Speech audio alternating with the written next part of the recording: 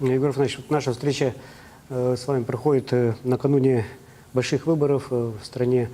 Вот вы не как руководитель республики, большого региона, а как гражданин, исходя из каких критериев делаете вот свой личный выбор, когда выбираете, допустим, партию или когда выбираете отдельного кандидата из личных симпатий, из программ? Как вы подходите к этому, как человек? Анализируете на эмоциях или еще каким-то образом? Понимаете, я с юных лет всегда ответственно относился к тем или иным вопросам. С точки зрения и работы просто, в семье, и политики.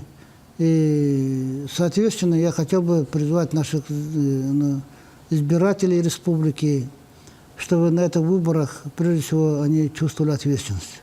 Понимаете, на этих выборах решается судьба не только Якутии, здесь решается судьба России. Если вы хотите, мы находимся под общим большим вниманием мирового сообщества. Какую Государственную Думу мы изберем, так и будет развиваться страна. Мы должны создать такие условия, чтобы мы консолидировались.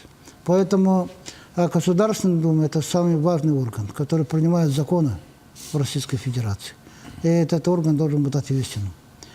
Поэтому это не стороннее какое-то дело, это наше внутреннее состояние должно быть.